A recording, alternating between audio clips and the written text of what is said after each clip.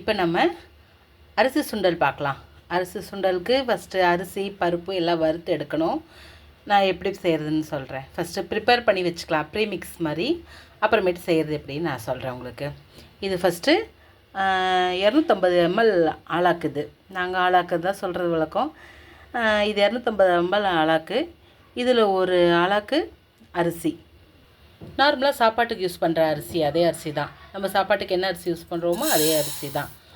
ஓரளவுக்கு அரிசியை நல்லா லைட்டாக, ரொம்ப கூட வேண்டான்னு வச்சுக்கோங்களேன். ஒரு கோல்டன் ப்ரௌன்லாம் வர வேண்டாம், ஒரு நார்மல் ஸ்டேஜ் வர வரைக்கும் நல்லா ஹீட் ஆகி இதுக்கு மேலே விட்டால் அது கருகிரும் அப்படிங்கிற அளவுக்கு வரைக்கும் இதை நல்லா வறுத்துக்கலாம். ஃபஸ்ட்டு அரிசி சுண்டலுக்கு அப்படி தான்.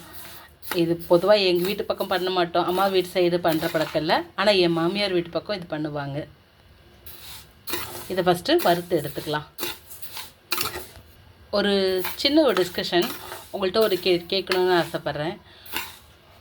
ஒரு குழந்த ஒரு ஸ்கூலில் தப்பாக பிஹேவ் பண்ணுது.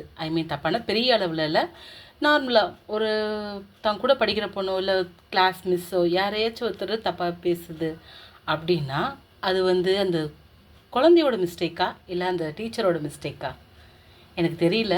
தெரிஞ்சால் தயவு செஞ்சு கமெண்ட் பண்ணுங்கள் இதை ப்ளீஸ். ஏன் இதை கேட்குறேன்னா, இது பொதுவாக எல்லாத்துக்குமே நடந்திருக்கும்.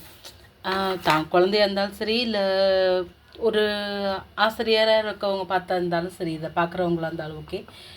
அந்த குழந்தையோட மிஸ்டேக்கா இல்லை அந்த குழந்தை வந்த என்விரான்மெண்ட்டோட சுச்சுவேஷனான்னு தெரியல. ஒரு குழந்தை தப்பாக பேசுது இல்லை தப்பாக செய்கை செய்யுது அப்படின்னா அது அந்த குழந்தையோட மிஸ்டேக்கா இல்லை அது பேரண்ட்டோட மிஸ்டேக்கா இல்லை அது டீச்சரோட மிஸ்டேக்கான்னு எனக்கு தெரியல. பட் ஆனால் நீங்கள் இருந்தால் சொல்லுங்கள் ப்ளீஸ். நெக்ஸ்ட்டு இப்போ குக்கிங் பண்ணலாமா? அரிசி வரப்பட்டுருச்சு ஓரளவுக்கு.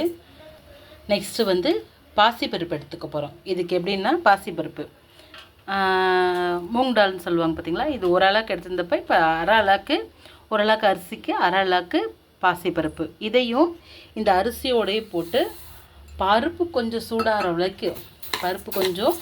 வரைக்கும் சேர்த்து வறுத்தா போதும். எனக்கு தெரியல இந்த டிஷ் இதுக்கு முன்னால் யாரும் செஞ்சுருப்பாங்களான்னு தெரியல. தெரிஞ்சிருந்தாலும் இதுக்கு இல்லை வேறு பேர் இருந்தால் கூட எனக்கு தயவு செஞ்சு கமெண்டில் சொல்லுங்கள். பருப்பும் நல்லா சூடாகிட்டு அது வரைக்கும் அடிப்பிடிக்காமல் இருக்கிறதுக்காகன்னு கருக்கிடக்கூடாதுல்ல, ஸோ அதுக்காகன்னு கிளறி விட்டுட்டே இருக்கேன். இதோ மக்களே, எல்லாத்தையும் 1 வீக்குக்குரியதெல்லாம் ப்ரிப்பேர் பண்ணி வச்சுட்டேன். ரவையை வறுத்து ஆற வச்சாச்சு. நெக்ஸ்ட்டு அரிசி சுண்டலுக்கு வறுத்து அரிசி பருப்பு சேர்த்து வறுத்து ஆற வச்சாச்சு. அடுத்து நொய் உப்புமாவுக்கு இதெல்லாம் 1 வீக்குக்குரியது ரெடி பண்ணிட்டேன். 1 வீக்கு வராது, இருந்தாலும் ஒரு 3 days ஓட்டிடலாம். எப்படியா இருந்தாலும் மார்னிங் கம்பல்சரி இட்லி இல்லாட்டி தோசை தான். இதை தவிர வேறு ஏதாச்சும் ஒரு நாளைக்கு நூடுல்ஸ் ஏதாச்சும் ஒன்று கண்டிப்பாக பண்ணி கொடுத்துருவேன். அதுதான் இது.